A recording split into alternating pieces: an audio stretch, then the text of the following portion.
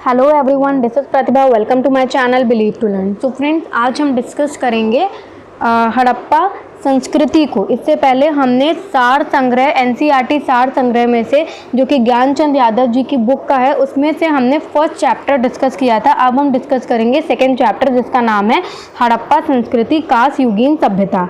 तो उसमें अगर हम सबसे पहले बात करें तो हड़प्पा सभ्यता या सिंधु घाटी सभ्यता को इस नाम से इसीलिए जाना जाता है क्योंकि इसके जो प्रथम अवशेष हैं वो हड़प्पा नामक स्थल से प्राप्त हुए थे तथा इसके आरंभिक स्थलों में से सबसे ज़्यादा अधिकांश सिंधु नदी के किनारे ही अवस्थित थे। इसीलिए हम इसे हड़प्पा सभ्यता या फिर सिंधु घाटी सभ्यता के नाम से जानते हैं। और जो गार्डन चाइल्ड है वो सिंधु सभ्यता को भारतीय उपमहाद्वीप में प्रथम नगरीय क्रांति कहा था। अगर आपसे सवाल पूछा जाए कि सिंधु सभ्यता को भारतीय उपमहाद्वीप में प्रथम नगरीय क्रांति या फर्स्ट अर्बन सिविलाइजेशन किसने कहा, तो आप बोलेंगे गार्डन चाइल्ड ने कहा। सर्वप्रथम चार्ल्स मैसन ने 1826 ईस्वी में हड़प्पा नामक स्थल पर एक प्राचीन सभ्यता के अवशेष मिलने के प्रमाण की पुष्टि करी थी। भारत में प्रागैतिहासिक स्थलों को खोजने का कार्य भारतीय पुरातत्व एवं सर्वेक्षण विभाग जो है वो करता है। ठीक है, और प्रागैतिहासिक पुरातत्व का जनक किसे कहा जाता है, तो वो पिछले चैप्टर में हमने बोला था, वो है हमारे रॉबर्ट ब्रूस फुट। ठीक है, नेक्स्ट बात करते हैं पुरातत्व विभाग की स्थापना किसने करी, तो जो पुरातत्व विभाग की स्थापना, भारतीय पुरातत्व विभाग की जो स्थापना है वो हमारे वाइसरॉय लॉर्ड कर्जन को इसका श्रेय प्राप्त है इसकी स्थापना करने का। और भारतीय पुरातत्व विभाग के जन्मदाता किसको बोलते हैं, अलेक्जेंडर कनिंघम को। तो अलेक्जेंडर कनिंघम को हम भारतीय पुरातत्व विभाग का जन्मदाता बोलते हैं। और भारतीय पुरातत्व विभाग की स्थापना का श्रेय जो है वो वाइसरॉय लॉर्ड कर्जन को प्राप्त है। और 1921 ईस्वी में भारतीय पुरातत्व विभाग के महानिदेशक जॉन मार्शल थे। तब राय बहादुर दयाराम साहनी ने 1921 ईस्वी में हड़प्पा की और राखलदास बनर्जी ने जो 1922 ईस्वी में मोहनजोदड़ो की खुदाई कराई थी। तो ये एक इम्पॉर्टेंट पॉइंट कि जो भारतीय पुरातत्व विभाग की स्थापना का श्रेय किसको प्राप्त है, लॉर्ड कर्जन को प्राप्त है। ठीक है, और 1921 ईस्वी में भारतीय पुरातत्व विभाग के महानिदेशक जॉन मार्शल थे। और तभी राय बहादुर दयाराम साहनी ने 1921, ये आपको याद रखना है कि हड़प्पा की खोज किसने करी, राय बहादुर दयाराम साहनी ने करी 1921 ईस्वी में। और राखलदास बनर्जी ने 1922 ईस्वी में मोहनजोदड़ो की खोज जो है मोहनजोदड़ो की खोज जो है वो करी थी। तो ये चीज़ याद रखनी है। नेक्स्ट है सभ्यता का नामकरण, ये इतना इम्पोर्टेंट नहीं है। अब बात करते हैं सभ्यता की। तो संस्कृति या सभ्यता, पुरातत्वविद संस्कृति शब्द का प्रयोग पुरा वस्तुओं के ऐसे समूह के लिए करते हैं जो एक विशिष्ट शैली के होते हैं, सामान्यतः एक साथ एक विशेष भौगोलिक क्षेत्र तथा कालखंड से संबंधित स्थलों पर पाए जाते हैं। और एक विस्तृत भू क्षेत्र पर जब संस्कृतियों में समानता पाई जाती है तो उसे हम सभ्यता कह देते हैं। मतलब कोई एक विस्तृत जब भू क्षेत्र और उसमें संस्कृतियों में जब समानता पाई जाती है तो उसी को हम सभ्यता कह देते हैं, जैसे कि सिंधु सभ्यता। ठीक है,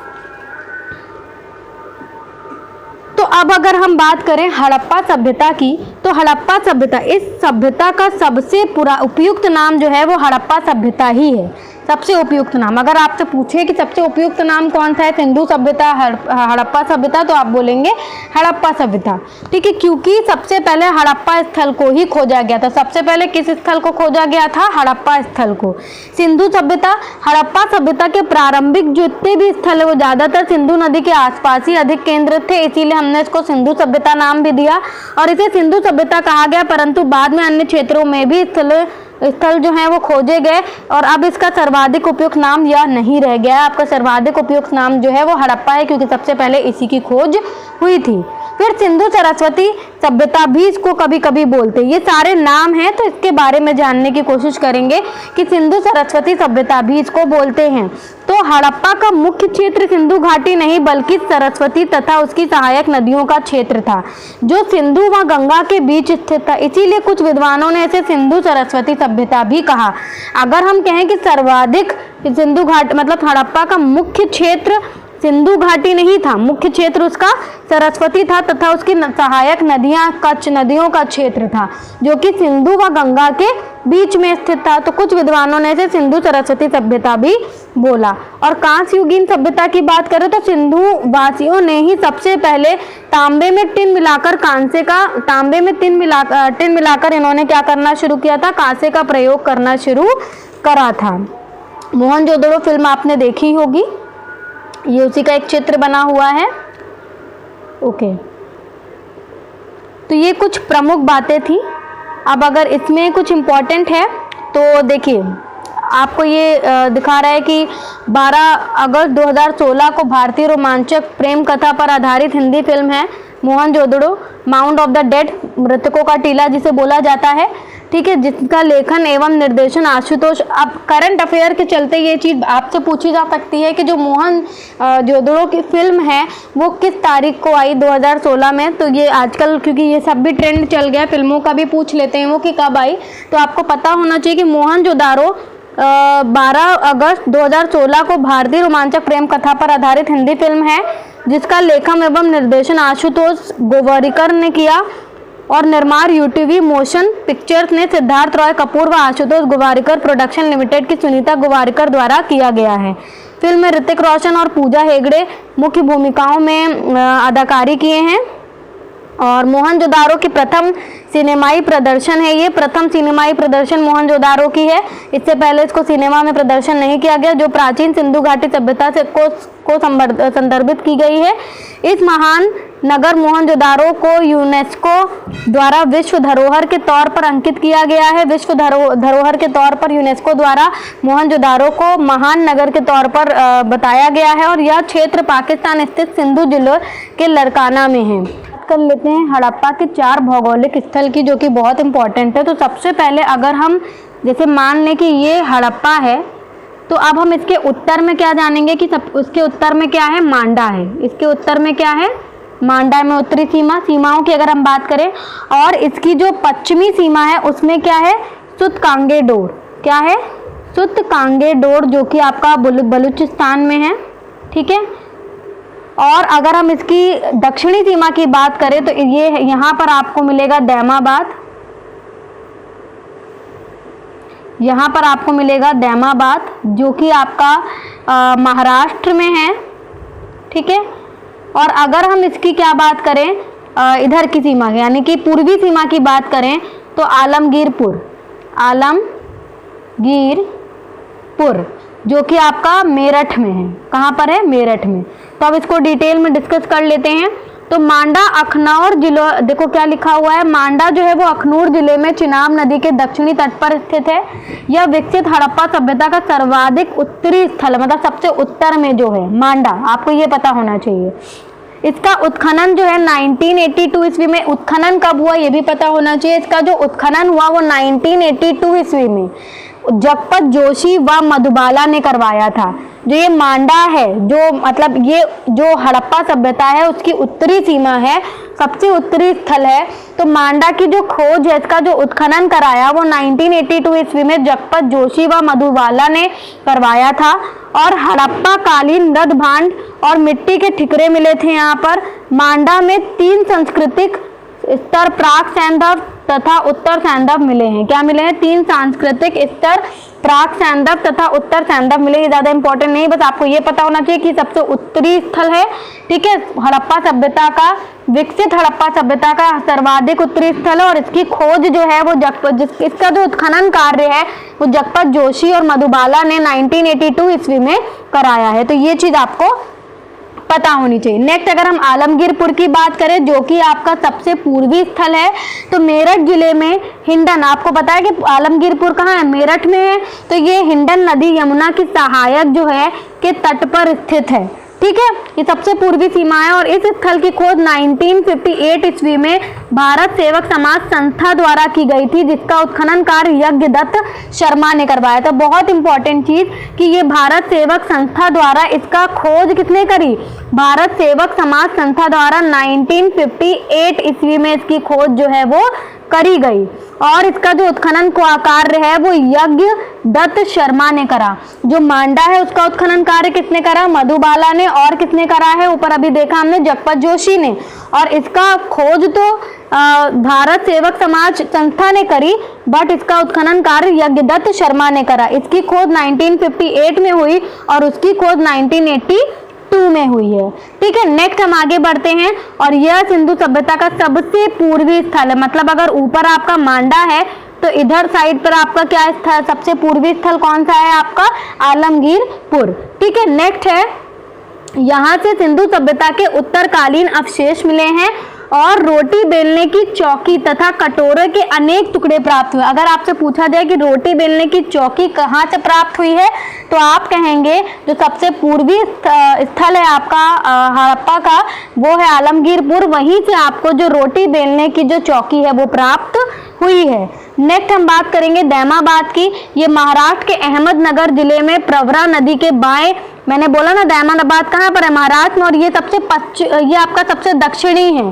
तो दक्षिणी की बात करें, दा से आप याद कर लीजिए दैमाबाद, दक्षिण के दा से आप दैमाबाद याद कर लीजिए, जो कि महाराष्ट्र के अहमदनगर जिले में प्रवरा नदी के बाएं किनारे पर स्थित है।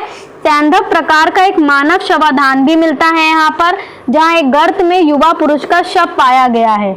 उसे उत्तर दक्षिण में लिटाया गया है। गर्त में ईंटों की चिनाई करने के बाद उसे मिट्टी तथा ईंटों से ढका गया है तथा कब्र के उत्तर की ओर एक पत्थर भी मिला है और यहाँ से तांबे का रथ प्राप्त हुआ है। बहुत इंपॉर्टेंट बात कि तांबे का रथ कहाँ से प्राप्त हुआ है? जो दैमाबाद है जो कि सबसे दक्षिणी सीमा है किसकी? जो सबसे दक्षिणी स्थल है हमारे हड़प्पा सभ्यता का दैमाबाद, वहां से आपको तांबे का रथ भी प्राप्त हुआ है। और दैमाबाद सैंधव सभ्यता का सबसे दक्षिणी स्थल है। तो अभी हमने बात करा, सबसे ऊपर मांडा है, सबसे नीचे आपका क्या है? सबसे नीचे दक्षिण में आपका दैमाबाद है। ठीक है, और इधर सबसे जो आपका पूर्वी में है वो आपका आलमगीरपुर, जो कि आपका मेरठ में है। ठीक है, आलमगीरपुर से आपको क्या मिला है? रोटी बेलने की चौकी मिली है और आपका दैमाबाद से आपको तांबे का रथ प्राप्त हुआ है। नेक्स्ट हम बात करेंगे चौथी, जो सबसे मतलब यहाँ पर हम सबसे ये जो महत्वपूर्ण भौगोलिक स्थल थे हड़प्पा के उनकी बात कर रहे थे, जो सबसे उत्तरी, पश्चिमी, दक्षिणी और पूर्वी सीमा पे हैं। तो अब हम बात करेंगे सबसे हमारी पश्चिमी सीमा पे जो है, जो कि सुतकांगेडोर है, जो बलूचिस्तान में है। ये दाश्क नदी के किनारे स्थित हड़प्पा सभ्यता का सबसे पश्चिमी स्थल है, सबसे पश्चिम में ये स्थित है। ठीक है, इसकी खोज 1927 ईस्वी में, मतलब सबसे पहले हुई थी, क्योंकि उसमें ऊपर वाले में अगर आप ऊपर वाले में देखें तो जो मांडा है उसकी 1982 में हुई है ना, मांडा जो है उसकी 1982 में हुई है। इसकी आलमगीरपुर की 19 हालांकि सन इंपॉर्टेंट नहीं, 1958 ईस्वी में हुई है। और इसकी क्या हुई? 1927 में ही हो गई थी। किसने करी? सर मार्क ऑरल स्टाइन ने। ये इंपॉर्टेंट है। सुतकांगेडोर की खोज किसने करी है? तो सुतकांगेडोर की खोज जो उत्खनन कार्य नहीं बोल रहे, खोज बोल रहे हैं। खोज किसने करी है? सर मार्क ऑरल स्टाइन ने। अगर कुछ चीजें नहीं गिवन होंगी, नहीं कंफर्म होंगी, तो वही इसमें नहीं दी होंगी, वरना कोई भी ऐसी चीज नहीं है जो इस एनसीईआरटी में गिवन ना हो। तो सर मार्क ऑरल स्टाइन ने इसकी खोज जो है वो 1927 ईस्वी में करी है, सर मार्क ऑरल स्टाइन ने। इसका दुर्ग एक प्राकृतिक चट्टान पर स्थित था और यहाँ से कोई मुहर अथवा उत्कीर्ण वस्तु नहीं मिली। तो अगर आपसे पूछा जाए कि क्या कोई मुहर वगैरह मिली है सुतकांगेडोर से, तो आप बोलेंगे नहीं मिली है। ठीक है, तो जो हमारा मांडा है उसका उत्खनन कार्य किसने कराया? जगपत जोशी, मधुबाला ने कराया। और जो हमारा आलमगीरपुर है उसका खोज हमारा भारत सेवक समाज संस्था ने कराया और जो उत्खनन कार्य है वो यज्ञदत्त शर्मा ने कराया। और जो हमारा सुतकांगेडोर है उसकी जो खोज करी वो सर मार्क ऑरल स्टाइन ने करी। ठीक है, अब आगे बढ़ते हैं। अब सिंधु घाटी सभ्यता जो है वो कितनी पुरानी है? तो ये ज़्यादा इम्पोर्टेंट नहीं है कि कितनी पुरानी है।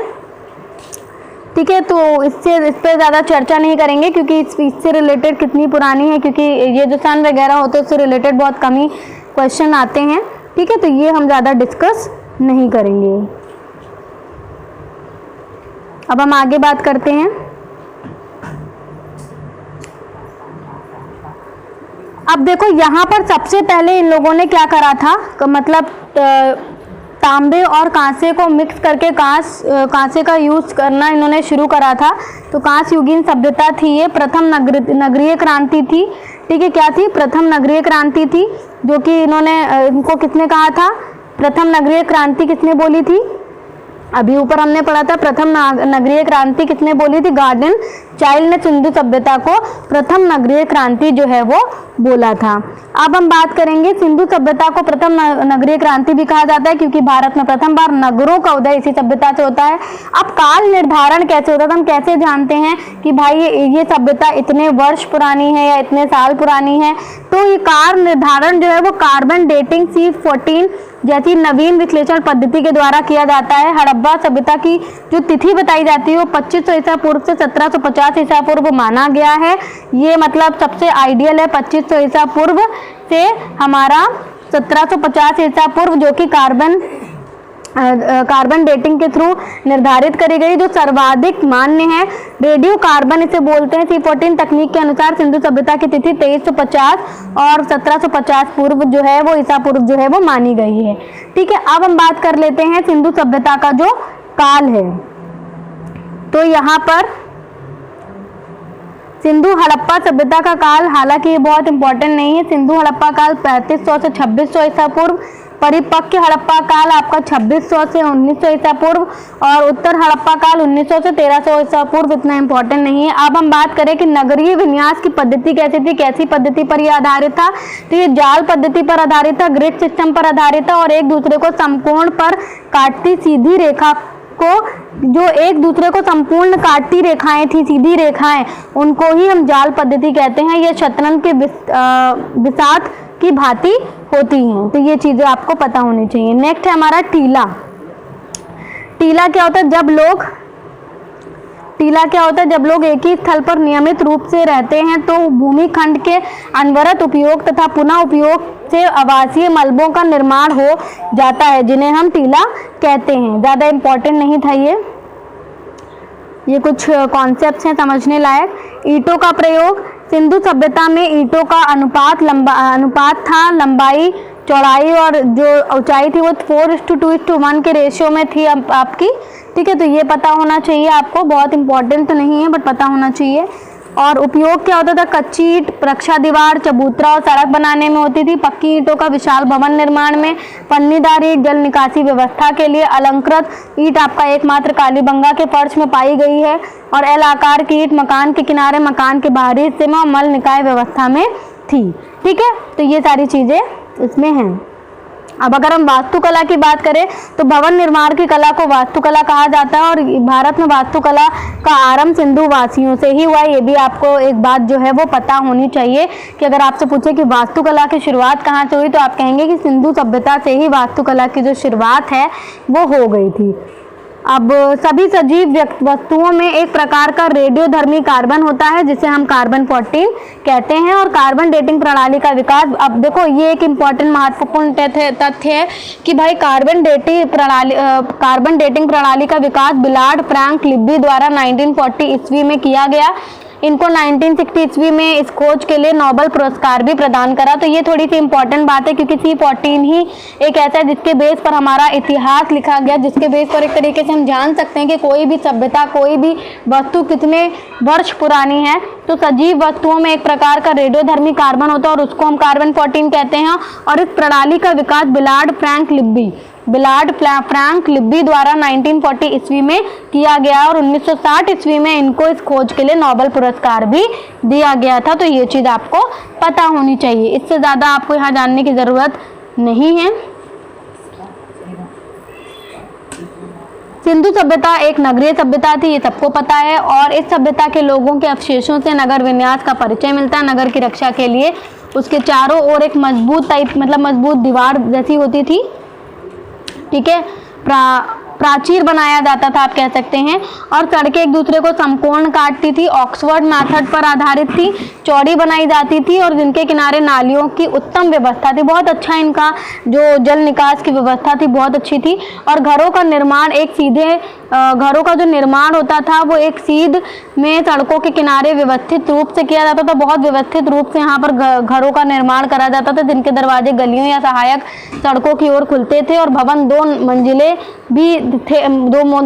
भी थे और घरों में कई कमरे, रसोई घर, स्नान घर, बीच में आंगन की व्यवस्था वगैरह सारी चीजें उपलब्ध होती थी। तो ये चीज एक इम्पॉर्टेंट चीज है। उसके अलावा अगर हम बात करें तो कृषि की बात कर लेते हैं। इसमें देखो, तो जो कृषि की अगर हम बात करें, देखिए अगर अभी जब हमने पिछला चैप्टर पढ़ा था तो उसमें हमने कृषि के सबसे प्राचीनतम साक्ष्य कहाँ से मिले इसके बारे में पढ़ा था। तो हमने पढ़ा था कि सबसे प्राचीनतम साक्ष्य जो है वो हमें कृषि के मेहरगढ़ में मिले हैं, जो कि बलूचिस्तान पाकिस्तान में है। ठीक है, तो वे चावल के उत्पादन से परिचित थे। ये लोग किसके उत्पादन से? चावल के उत्पादन से परिचित थे। और चावल के उत्पादन का साक्ष्य लोथल व रंगपुर से मिला है। बहुत इंपॉर्टेंट कि चावल का साक्ष्य कहाँ से मिला है, तो वो लोथल और रंगपुर से मिला हुआ है। और गन्ने का कोई भी साक्ष्य नहीं मिला है। अगर आपसे बोल दिया जाए कि इनमें से कौन सा कथन गलत और बोला जाए कि गन्ने का साक्ष्य मिला है सिंधु घाटी सभ्यता से, तो आप कहेंगे बिल्कुल नहीं मिला है। लोथल व सौराष्ट्र में बाजरे की खेती और रोजदी, गुजरात में रागी के विषय में साक्ष्य मिले हैं।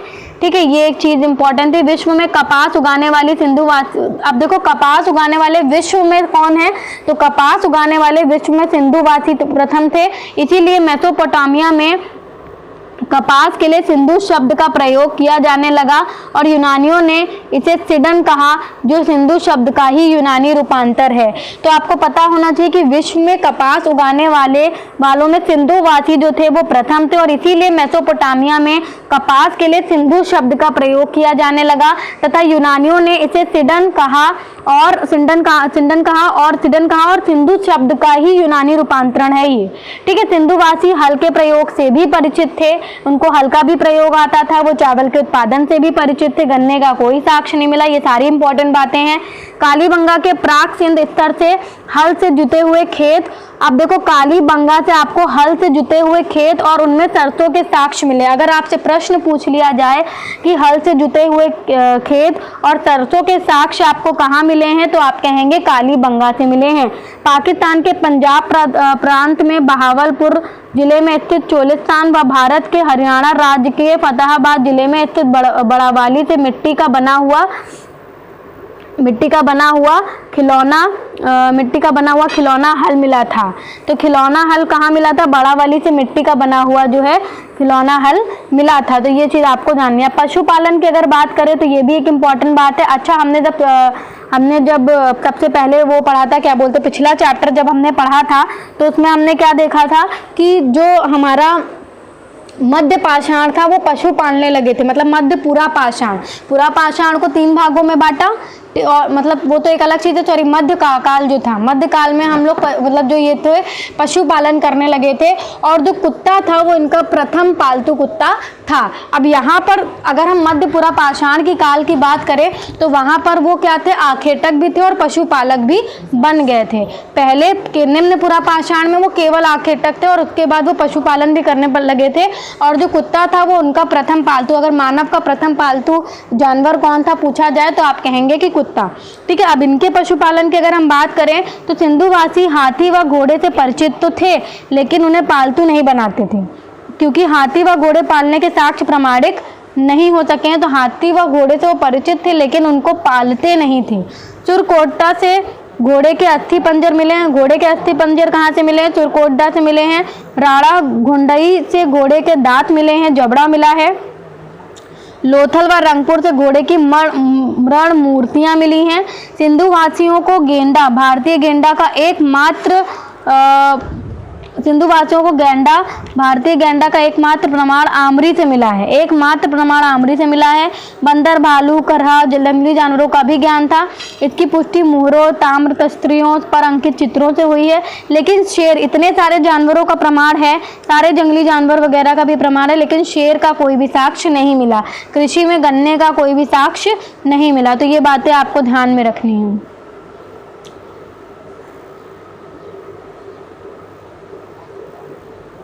अब अगर हम बात करें तो स्टुअर्ट पिगेट ने हड़प्पा एवं मोहनजोदड़ो को एक विस्तृत साम्राज्य को जुड़वा राजधानी बतलाया है। तो हड़प्पा और मोहनजोदड़ो को जुड़वा राजधानी किसने बतलाया है, तो वो स्टुअर्ट पिगेट ने ऐसा बोला है। और कालीबंगा में भी सेंधव साम्राज्य की तीसरी राजधानी थी। यहाँ लकड़ी से बनी नालियों के अवशेष मिले हैं। लकड़ी से बनी नालियों के अवशेष जो हैं वो कालीबंगा में मिले हैं। सिंधु सभ्यता में सिक्कों मुद्रा का प्रचलन नहीं था। यहाँ पर वस्तु विनिमय की सिस्टम था, बार्टर सिस्टम था, और किसी भी पुरास्थल से मुद्रा के प्रमाण नहीं मिले हैं। तो ये चीज़ इम्पॉर्टेंट थी। दूसरा, व्यापारिक वस्तुओं की गांठ पर शिल्पियों व व्यापारियों द्वारा अपनी मुहर की छाप लगाने की प्रथा थी। अपनी मुहर की छाप, जैसे हम लोग आज मुहर वगैरह लगाते हैं, वैसे तब भी ऐसी जो प्रथा थी वो थी। लोथल से इस तरह की मुहरबंदी मिली है। कहाँ से मिली है? लोथल से मिली हैं। मोहनजोदड़ो से मिट्टी की 2 पहियों वाली खिलौने गाड़ी, कांसे की 2 पहियों वाली खिलौना गाड़ी, चनहुदड़ो से मिट्टी की 4 पहिए वाली खिलौना गाड़ी। तो मोहनजोदड़ो से 2 पहिए वाली खिलौना गाड़ी, और जो आपका चनहुदड़ो है वहाँ से आपसे 4 पहियों वाली खिलौना गाड़ी मिली है। और लोथल से एल्वेस्टर पत्थर का एक बड़ा पहिया व बड़ा बली से सड़कों पर बैलगाड़ी के पहिए के निशान भी मिले हैं। मोहनजोदड़ो से प्राप्त एक मुहर पर नाव के चित्रांकन और लोथल से प्राप्त मिट्टी निर्मित खिलौने नाव से यहाँ अनुमान होता है कि सिंधुवासी आंतरिक और बाहरी व्यापार में मस्तूल वाली नावों का उपयोग करते थे। ठीक है, वो नावों का मतलब उपयोग करते थे जो भी व्यापार करते थे उसमें। फिर सिंधु सभ्यता के काल में पोत निर्माण एवं नावों द्वारा समुद्री व्यापार होने की पुष्टि लोथल से प्राप्त गोदीबाड़ा के साक्ष्य से प्राप्त होती है। और पश्चिमी भारत एवं मकरान के तटवर्ती क्षेत्रों से ज्ञात सिंधु सभ्यता की बस्तियां संभवतः समुद्र पारीय व्यापारिक पड़ाव के रूप में स्थित बंदरगाह थी। मेसोपोटामिया जो इराक से है, व्यापारिक संपर्क स्थल व समुद्री दोनों मार्गों से था। और सिंधु सभ्यता एवं मेसोपोटामिया के बीच होने वाले व्यापार में अफगानिस्तान और ईरान के क्षेत्रों की मध्यवर्ती भूमिका थी। और जबकि जल मार्ग से होने वाले जितने भी व्यापार थे, ठीक है, जितने भी व्यापार थे वो पारस की खाड़ी में स्थित बहरीन द्वीप की मध्यवर्ती जो भूमिका वो थी। बाद हम बात करते हैं विशाल स्नानागार की। जो देखो, यह मोहनजोदड़ो का सर्वाधिक प्रसिद्ध स्मारक था। ठीक है, इसका निर्माण पक्की ईंटों दुर्ग क्षेत्र में किया गया था। इसके जो मध्य में स्थित स्नान कुंड था और कुछ के पूर्व दिशा में बड़ा कुआं बनाया गया था। तो ये आप देख सकते हैं पिक्चर पे। इस विशाल स्नानागार का उपयोग सार्वजनिक रूप से धर्म अनुष्ठान संबंधी स्नान के लिए जो था होता था। ठीक है, तो ये चीज़ आपको पता होनी चाहिए। और मेन जो बात है कि भाई इसको विश्व का आश्चर्यजनक निर्माण किसने बताया है, तो जॉन मार्शल ने इस विशाल स्नानागार को विश्व का आश्चर्यजनक निर्माण बताया है। और यह जल पूजा का एकमात्र साक्ष्य है। ये जल पूजा का, कि जल पूजा भी वो लोग करते थे, इसका एकमात्र साक्ष्य, और ये मोहनजोदड़ो में जो है वो पाया गया था। तो ये भी एक इम्पॉर्टेंट बात थी जो बताने लायक थी। वास्तुकला वगैरह के बारे में हमने जानकारी प्राप्त करी। उसके अलावा हमने कृषि पशुपालन के बारे में और किस तरीके का इनका व्यापार था, बाहर के विदेशों से इनका व्यापार था, इसके बारे में भी हमने बातें करी। अब आप एक ये मूर्ति देख रहे हैं, इसके बारे में भी थोड़ा सा जान लेते हैं क्योंकि कभी कभी क्वेश्चन बन जाता है, तो इसके बारे में भी हम थोड़ा सा जानेंगे। तो आप देखिए, ये सेल खड़ी कांचली मिट्टी से बनी मूर्ति है। जो मूर्ति आप देख रहे हैं ये सेल खड़ी कांचली मिट्टी से बनी मूर्ति है। इसमें पुजारी राजा की दाढ़ी करीने से संवारी गई है, और जिनकी दाढ़ी है वो करीने से संवारी गई है, और लेकिन मूछें इनकी नहीं है। ठीक है, तो यह वह तिप्तिया छाप वाला शाल ओढ़े, ये क्या करे हैं, तिप्तिया छाप वाला शाल ओढ़े हैं। उसका बायां कंधा ढका है, उसके लेकिन दायां कंधा खुला हुआ है। जैसा कि आप चित्र पे देख सकते हैं कि बायां कंधा जो है वो ढका हुआ है और दायां खुला हुआ है। नीचे पारदर्शी वस्त्र पहने हुए हैं। तो योगी के नेत्र अर्ध खुले हैं, मतलब पूरी तरीके से खुले नहीं है, आधे खुले हैं। उसके निचले होठ मोटे हैं, जो नीचे का होठ है वो मोटा है। पूरे चित्र की व्याख्या करी गई है। तो कभी कभी इससे रिलेटेड भी क्वेश्चन बन जाता है जब टिपिकल क्वेश्चन बनाने की कोशिश करी जाती है। तो उनकी दृष्टि नाक के अग्रभाग पर टिकी हुई है, और नाक की इनकी दृष्टि जो है वो अग्रभाग, मतलब एक तरीके से जैसे मेडिटेशन करते हैं उसी तरीके से टिकी हुई है। और मस्तक पर गोल अलंकरण है। मस्तक पर क्या गोल अलंकरण है, आप देख सकते हैं। इस पत्थर मूर्ति को पुरोहित राजा की संज्ञा दी गई। और अगर इसकी बात करी जाए तो इसको किसकी संज्ञा दी गई? राजा पुरोहित नहीं होगा, सॉरी, पुरोहित राजा की संज्ञा दी गई। और ये अगर आपसे बस इतना पूछ लो, मेन ये सब चीज़ें तो इतना नहीं पूछते, लेकिन मेन अगर पूछ लिया जाए कि पुरोहित राजा की मूर्ति कहाँ पाई गई है, तो आप बोलेंगे मोहनजोदड़ो की खुदाई से ये प्राप्त हुई है। उसके बाद इस बुक में इस जो ये ज्ञानचंद यादव जी की जो एनसीईआरटी बुक है, इसमें सारी चीज़ों को बहुत संक्षेप पे डिस्कस करा गया है ताकि कोई भी चीज़ छूट ना पाए। ठीक है, उसी को मैं आपको पूरा पढ़ाने वाली हूँ, तो हमसे बने रहिएगा। और अगर आपको पूरी वीडियो पढ़नी है और इसका पीडीएफ भी चाहिए तो हमें कमेंट सेक्शन में ज़रूर बताइएगा। ठीक है, मोहनजोदड़ो से प्राप्त पशुपति शिव मोहर को जॉन मार्शल ने आदि शिव की संज्ञा दी थी। अब देखो, जैसे आप ये एक चित्र देख रहे हैं, ये पशुपति शिव जी की चित्र है। इसमें क्या बोला गया है? और ये भी मोहनजोदड़ो से ही प्राप्त हुई थी। तो जो मोहनजोदड़ो से प्राप्त ये पशुपति शिव मोहर है, ये मोहर बनी हुई है। ठीक है, तो इसमें जॉन मार्शल ने आदि शिव की संज्ञा दी थी। और इसमें एक त्रिमुखी पुरुष को एक चौकी पर पद्मासन मुद्रा में बैठे हुए दिखाया गया है।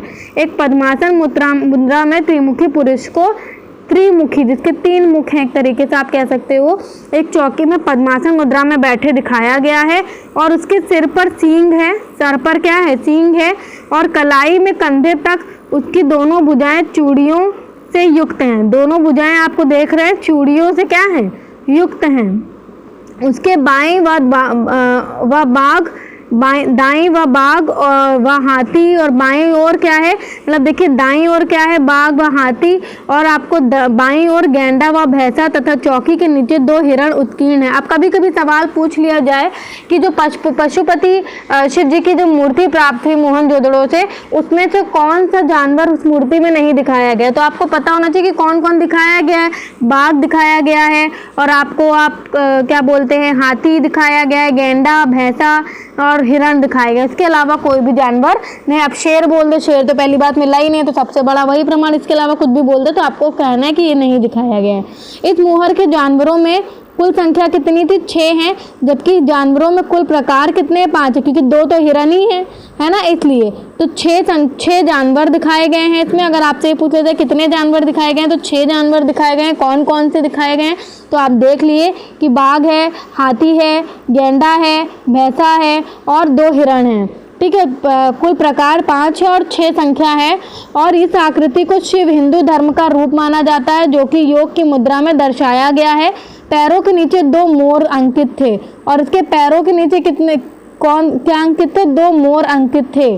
ठीक है, अब इसमें से कौन चीज़ नहीं है? अगर आपसे बोला जाए कि उस मोहर में कौन सा पशु या पक्षी नहीं मिला है, तब आपको मोर भी पता होना चाहिए कि मोर मिला है। इसके अलावा अगर कोई पक्षी दिया हुआ है तो आप कहेंगे कि वो नहीं मिला है। ठीक है, अब इसके आगे कंटिन्यू करते हैं। देखिए, आरंभिक धार्मिक ग्रंथ जो है ऋग्वेद, आरंभिक धार्मिक ग्रंथ ऋग्वेद में रुद्र नामक देवता का उल्लेख मिलता है। रुद्र आपको पता है शिव जी को कहा जाता है, जो बाद में पौराणिक कथाओं में शिव के लिए प्रयुक्त नाम है। लेकिन शिव के विपरीत रुद्र को ऋग्वेद में ना तो पशुपति मवेशी स्वामी और ना ही एक योगी के रूप में दिखाया गया है। लेकिन अगर हम रुद्र की बात करें ऋग्वेद में, तो ना ही उन्हें पशुपति और ना ही उन्हें एक योगी के रूप में दिखाया गया। तो ये बात आपको थोड़ी सी ध्यान में रखनी, ज़्यादा इंपॉर्टेंट बात नहीं है। मेन बात कि कौन कौन से जानवर इसमें दिखाए गए हैं और कौन कौन से पशु पक्षियाँ दिखाए गए हैं और कौन से नहीं दिखाए गए, ये पता होना चाहिए। अभी इससे पहले हमने पीछे पढ़ा इनके व्यापार के बारे में, तो अब हमें ये भी पता होना चाहिए कि कहाँ से क्या कौन सा कच्चा माल आयात होता था। तो टिन की अगर हम बात करें तो अफगानिस्तान और ईरान से मंगवाते थे ये। तांबा खेतड़ी राजस्थान और बलूचिस्तान से। चांदी जो है वो भी ईरान और अफगानिस्तान से इनका मेन एक तरीके से आप कह सकते हैं कि आपने ज़्यादा बिजनेस देखा होगा कि ज़्यादा आयात करते थे ये। टिन कहाँ से? अफगानिस्तान ईरान से। चांदी भी ईरान और अफगानिस्तान से। सोना भी अफगानिस्तान से और भारत दक्षिणी भारत से। और जो लाजवर्द है वो मेसोपोटामिया और अफगानिस्तान से। सेलखड़ी बलूचिस्तान राजस्थान और गुजरात से। नील रतन आपका भी वो भी अफगानिस्तान से। नीलमणि आपका महाराष्ट्र दक्षिण भारत से। हरित मणि आपका दक्षिण एशिया से। शंख कौड़िया आपका सौराष्ट्र दक्षिणी भारत से, सीसा आपका ईरान अफगानिस्तान राजस्थान से, शिलाजीत आपका हिमालय क्षेत्र से। इसमें ज़्यादा इंपॉर्टेंट रखने वाली चीज़ें तिन, तांबा, चांदी, सोना और लाजवर्द है, तो ये आपको ज़्यादा, और सीसा, तो ये ज़्यादातर आप देख रहे हैं ईरान अफगानिस्तान बलूचिस्तान खेतड़ी राजस्थान, और ये ईरान अफगानिस्तान, यहाँ पर भारत दक्षिणी भारत, लाजवर्द मेसोपोटामिया, ये एक इम्पॉर्टेंट है अफगानिस्तान से, और सीसा ईरान अफगानिस्तान और राजस्थान से। तो ये चीज़ें आपको याद होनी चाहिए, ठीक है। नेक्स्ट हम बात कर लेते हैं धर्म के बारे में। किसके बारे में बात करेंगे? धर्म के बारे में, कि धर्म कैसा फॉलो करते थे। तो अगर धर्म की यहाँ पर बात करी जाए तो आपको पता होना चाहिए कि इनके यहाँ पर नगरों की खुदाई में कोई भी मंदिर के अवशेष नहीं मिले हैं, और मोहनजोदड़ो से प्राप्त जो एक शांभवी मुद्रा थी, शांभवी मुद्रा, ध्यानरत योगी को प्रस्तर मूर्ति मुहर जिस पर पद्मासन मुद्रा में योगी का अंकन था, इससे ये पता चलता है कि सिंधुवासी जो थे वो किससे परिचित थे? योग से परिचित थे। तो ये कुछ इंपॉर्टेंट चीज़ें थी। अब हम इस मात्र देवी की बात कर लेते हैं, जिसका चित्र भी आप देख पा रहे होंगे, ठीक है। तो अगर हम इनकी बात करें तो हड़प्पा से प्राप्त एक मूर्तिका में स्त्री के गर्भ से निकला एक पौधा दिखाया गया है। कहाँ पर? हड़प्पा पे। ये मोहनजोदड़ो पे नहीं, हड़प्पा पर। यह संभवतः पृथ्वी देवी की प्रतिमा है और इसका निकट संबंध पौधों के जन्म व वृद्धि से रहा होगा। हड़प्पाई लोग इसे पृथ्वी की उर्वरता की देवी मानते थे और इसकी पूजा उसी तरह करते थे जिस प्रकार मिस्र के लोग नील नदी की देवी आशीष देवी आशीष की पूजा करते थे, ठीक है। तो ये चीज़ें आपको पता होनी चाहिए कि मिली कहाँ से मात्र देवी, जिनके गर्भ से पौधा निकलता हुआ दिखाया गया है, तो ये चीज़ आपको पता होनी चाहिए। अब हम बात कर लेते हैं सिंधु सभ्यता में मृतकों के अंतिम संस्कार की जो 3 प्रथाएं जो थी वो प्रचलित थी। पहला था दाह संस्कार। इसमें शव को पूरी तरीके से जलाने के बाद जो भी भस्मावशेष बचता था, मतलब जो भी भस्म वगैरह बचती थी, ठीक है, तो उसका क्या करा जाता था? उसको एक मिट्टी के पात्र में, जैसे कि अब आप हिंदू धर्म में देखते हैं, तो उसको एक मिट्टी के पात्र में रख कर दफना दिया जाता था, और हिंदू विधि से ये मिलती प्रथा है। उसके बाद दूसरी प्रथा पूर्ण समाधिकरण। इसमें संपूर्ण शव को भूमि में दफना दिया जाता था, जो मुस्लिम विधि से मिलती है। देखिए, अब ये मुस्लिम विधि, हिंदू विधि हम आज हिंदू मुस्लिम बहुत करते हैं, लेकिन ये हिंदू विधि मुस्लिम विधि जो है ये बहुत पुराने ज़माने से, मतलब बताइए इंडस वैली सिविलाइजेशन से आपको ये देखने को मिलेगी। और आंशिक समाधिकरण, इसमें पशु पक्षियों, मतलब जो शव होता है वो पशु पक्षी खा लेते हैं, उसके बाद जो भी भाग बच जाता है उसको भूमि में दफना दिया जाता है, और ये पारसी विधि से मिलता है। आप कहा नहीं जाता है कि चील कौवे खा जाएंगे, तो वही वाली चीज़ें यहाँ पर, ठीक है। फिर भारत में चांदी के प्राचीनतम साक्ष्य कहाँ से? जितनी भी इंपॉर्टेंट चीज़ें हैं सब नोट करते जाइए, सब बहुत इंपॉर्टेंट है, जो इंपॉर्टेंट है वही मैं पढ़ाऊंगी। हड़प्पा वासियों को चांदी की जानकारी थी। ये लोग राजस्थान के जावर और अजमेर खानों से चांदी को प्राप्त करते थे। अभी पढ़ा कि चांदी राजस्थान से आता था, और मुख्यतः हड़प्पा व मोहनजोदड़ो हेतु अफगानिस्तान व ईरान से आयात किए जाते थे। मतलब बेसिकली चांदी कहाँ से आयात करा जाता था? हड़प्पा और मोहनजोदड़ो के लिए आपका अफगानिस्तान और जो क्या कहते हैं ईरान से जो है वो प्राप्त करा जाता। तो ये बात आपको पता होनी चाहिए। तो इस सुरकोटदा से अंडाकार के साक्ष्य मिले हैं। अंडाकार के साक्ष्य कहाँ से मिले हैं? आपको सुरकोटदा से मिले हैं, परंतु हड़प्पा से ताबूत युक्त मानव समाधिकरण के प्रमाण मिले हैं। तो ये चीज़ आप देख सकते हैं कि कहाँ से कहाँ क्या प्रमाण मिले हैं। तो सुरकोटदा से अंडाकार के साक्ष्य मिले हैं, और परंतु हड़प्पा से ताबूत युक्त मानव समाधिकरण के प्रमाण मिले हैं। उसके बाद सामान्यतः मृतकों को उत्तर दक्षिण क्रम में कैसे रखा जाता था? मृतकों को उत्तर दक्षिण क्रम में देख सकते हैं आप यहाँ पर, उत्तर दक्षिण क्रम में सिर उत्तर की ओर और पैर दक्षिण की ओर में दफनाया जाता था। इसके अपवाद हड़प्पा व कालीबंगा में अपवाद कहाँ मिलते हैं? तो अगर आपको बोला जाए कि मृतकों को वैसे तो उत्तर दक्षिण के क्रम में करा जाता था, लिटाया जाता था, सिर उत्तर की ओर होता था और पैर दक्षिण की ओर, लेकिन अपवाद कहाँ मिले हैं इसके? हड़प्पा और कालीबंगा में, जहाँ दक्षिण उत्तर क्रम में क्या करा जाता था? लिटाया जाता था शव को, और लोथल में पूर्व पश्चिम क्रम में। तो ये चीजें ध्यान रखनी है आपको। रोपण में पश्चिम पूर्व क्रम में मृतकों को दफनाए जाने के प्रमाण मिले हैं। देखो, सामान्यतः अगर पूछा जाए कि मृतकों को किस दिशा में किस क्रम में लिटाया जाता था, तो आप कहेंगे उत्तर दक्षिण क्रम में, ठीक है। और अगर अपवाद देखिए तो हड़प्पा और कालीबंगा में दक्षिण उत्तर क्रम में, जो लोथल था वो पूर्व पश्चिम और रोपड़ में पश्चिम पूर्व क्रम में मृतकों को दफनाए जाने के प्रमाण मिले हैं। तो ये भी कुछ थोड़ी सी इम्पोर्टेंट था। फिर आता है सामान्यतः एक कब्र में एक ही व्यक्ति को दफनाया जाता था, लेकिन कालीबंगा में एक और लोथल में 3 युग्म समाधिकरण समाधान मिले हैं, जिनमें एक कब्र में 2-2 मृतकों को दफनाए गए हैं। वैसे तो एक ही व्यक्ति कब्र में दफनाए जाते थे, लेकिन कालीबंगा से एक और लोथल से 3 ऐसे मतलब युगल समाधिकरण के समाधान के जो है मतलब प्रमाण जो है वो मिले हैं, जिसमें क्या करा जाता था, 2-2 मृतकों को एक साथ दफनाया जाता था। कहीं कहीं से मृतकों के साथ अंत्येष्टि सामग्री दफनाए जाने के प्रमाण मिले हैं, मतलब मिट्टी के बर्तन, आभूषण, क्योंकि उनका ये मानना था कि भाई जीवन उसके बाद भी है, तो वो ऐसा करते थे। उनके मतलब उनके शव के साथ उनके जो यूज की चीज़ें थी वो भी उनके साथ वो रख देते थे। ठीक है, तो ये चीज़ आपको पता होनी चाहिए। उसके बाद करते हैं बात रोपड़ की। तो रोपड़ की कब्र में मालिक के साथ आपको पता होना चाहिए कि रोपड़ की कब्र में अगर ये पूछा जाए कि कब्र से मालिक के साथ कुत्ते को दफनाए जाने के प्रमाण कहाँ मिले हैं, तो वो रोपड़ से मिले हैं।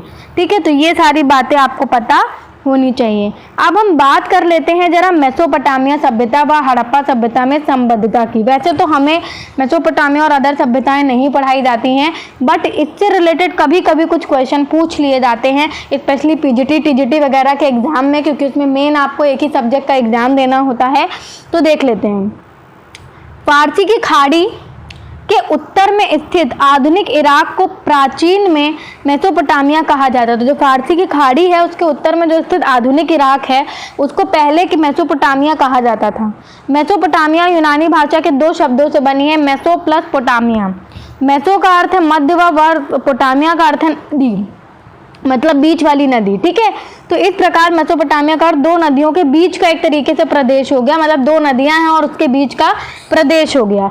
ये नदियां जो थी वो दजला फरात थी। मतलब ये अगर आपसे एक क्वेश्चन पूछ लिया जाए कि जो मेसोपोटामिया सभ्यता थी वो किन 2 नदियों के बीच स्थित थी, तो आप बोलेंगे दजला और फरात। बहुत इंपॉर्टेंट पॉइंट यहाँ पर आपको मिला। सारी बातें इंपॉर्टेंट नहीं होंगी, लेकिन जब आप ये सारी चीज़ें पढ़ोगे तो एक कॉन्सेप्ट माइंड में बैठेगा, तो आपको चीज़ें याद होती चली जाएंगी। और इन नदियों के मुहाने पर सुमेरियन, मध्य में बेबीलोनियन और उत्तर में असीरियन सभ्यताएं विकसित हुई।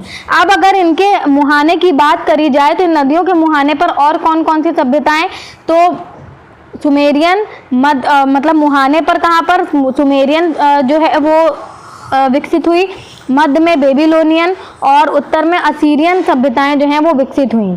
और जो दिलमुन फारसी खाड़ी स्थित बहरीन को हाथियों का देश कहा गया है। अब अगर पूछ लिया जाए कि हाथियों का देश किसको कहा गया है, तो दिलमुन फारस खाड़ी स्थित बहरीन में को हाथियों का देश कहा गया और यहाँ से व्यापार होता था। तो आपको ये पता होना चाहिए कि मेसोपोटामिया से व्यापार होता था। अब देखिए सामान्यताएं क्या है, जो कह सकते सामान्यताएं क्या है हमारे मेसोपोटामिया सभ्यता में और हमारे मोहनजोदड़ो की सभ्यता में। तो आप कहेंगे दोनों नगरीय सभ्यताएं थी, मतलब सिंधु घाटी सभ्यता या हड़प्पा सभ्यता, और दोनों के निवासी कांसे व तांबे के साथ साथ पाषाण के लघु उपकरणों का भी प्रयोग करते थे। मतलब ये कांसा और तांबा तो यूज करते ही थे, उसके अलावा जो पाषाण काल के लघु उपकरण है उनका भी प्रयोग करते थे। दोनों के भवन कच्ची और पक्की ईंटों से बनाए गए हैं। दोनों सभ्यताओं के लोग चाक पर मिट्टी के बर्तन बनाते थे और दोनों को ही लिपि का ज्ञान था। किसका ज्ञान था? लिपि का ज्ञान था। हालांकि ये पढ़ी नहीं जाती थी, बट दोनों को ही लिपि का ज्ञान था। उपयुक्त समानताओं के आधार पर व्हीलर ने सैंडस सभ्यता को सुमेरियन सभ्यता का एक उपनिवेश बताया है। तो सुमेरियन सभ्यता को एक उपनिवेश किसने बताया है सैंडस सभ्यता का? वो व्हीलर ने बताया है। ठीक है, असमानताएं क्या है कि सिंधु सभ्यता के नगरों में मुख्यतः पकाई गई ईंटों का व्यवहार हुआ था, जबकि सुमेरी नगरों में कच्ची ईंटों का प्रयोग हुआ था। सुमेरी और सिंधु लिपि भी एक दूसरे से जो लिपियां हैं वो भिन्न हैं। ज्ञान दोनों का था लेकिन भिन्न है। सुमेरी लिपि क्या है? कीलनुमा थी, जबकि जो सिंधु लिपि थी वो चित्रात्मक थी। सिंधु लिपि कैसी थी? चित्रात्मक थी। इंपॉर्टेंट प्रश्न। सिंधु लिपि कैसी थी? चित्रात्मक थी, जबकि सुमेरी लिपि कीलनुमा थी, मतलब कीलों से कुरेद कर उसे बनाया जाता था। ठीक है, और हड़प्पा लिपि में 400 चिन्ह हैं और सुमेरी लिपि में कितने हैं? 900 चिन्ह। बहुत इंपॉर्टेंट चीज, 400 चिन्ह हड़प्पा लिपि में है और सुमेरी लिपि में 900 चिन्ह हैं। थे। सुमेर में मंदिरों एवं पुरोहितों का महत्वपूर्ण स्थान था, परंतु सिंधु घाटी की सभ्यता में मंदिरों का अस्तित्व संदेहास्पद है, मतलब मंदिरों का अस्तित्व नहीं मिला है, जबकि सुमेर में मंदिरों एवं पुरोहित का महत्वपूर्ण स्थान था। तो ये एक इम्पॉर्टेंट बातें थी। तो सुमेरियन सभ्यता के लोग प्राचीन विश्व के प्रथम लिपि ये थोड़ा क्लियर नहीं है, आविष्कार करता थे, ठीक है।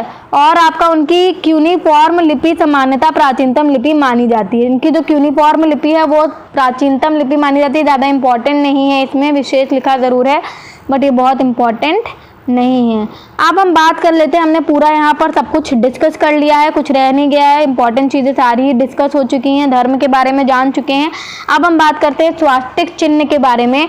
तो मोहनजोदड़ो से प्राप्त मुहर पर स्वास्तिक का अंकन सूर्य पूजा का प्रतीक माना जाता है और हिंदू धर्म में आज भी स्वास्तिक को पवित्र मांगलिक चिन्ह माना जाता है। आप देखते होंगे जब भी पूजा होती है तो ये स्वास्तिक का चिन्ह बनाया जाता है, इस तरीके से मिला है ये। और चतुर्भुज ब्रह्म का स्वरूप स्वीकार किया गया है, चतुर्भुज ब्रह्म का।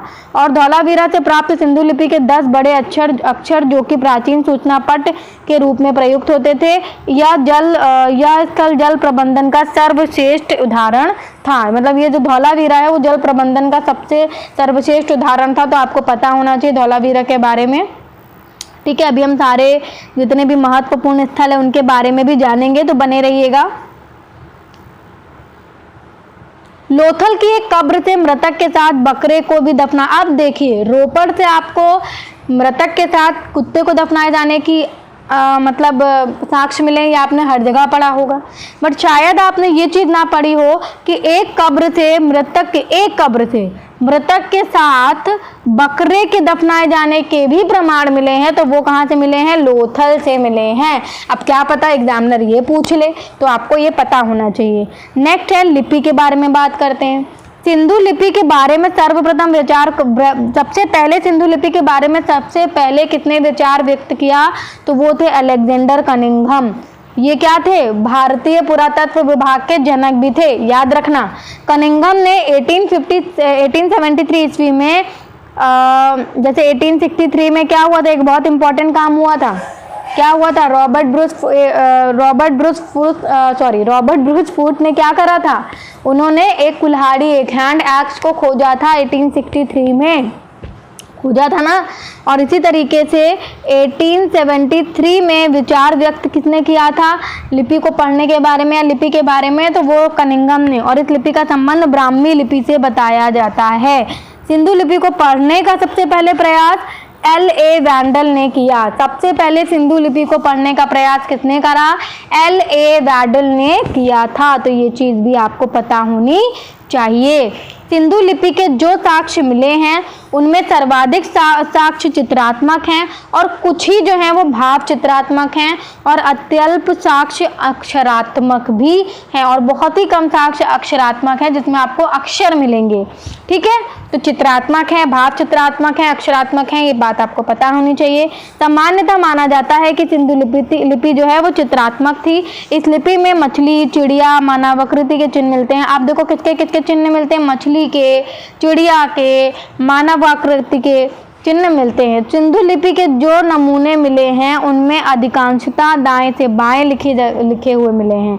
जैसा कि फारसी मतलब दाएं से बाएं, वैसे तो हम क्या करते हैं बाएं से दाएं लिखते हैं, लेकिन उन्होंने दाएं से बाएं लिखा है, ठीक है। और कुछ बाएं से दाएं लिखे हैं जैसे कि ब्राह्मी लिपि है। तो कुछ में गोमूत्रिका लिपि है, जैसे ब्रुष्टोफिडान कहा जाता है, का प्रयोग कालीबंगा से प्राप्त ठिकरे में मिला है। और इस लिपि में अंग्रेजी के यू अक्षर व मछली के चित्रों का सर्वाधिक अंकन है। किसके चित्रों का किसका सर्वाधिक अंकन है यहाँ पर?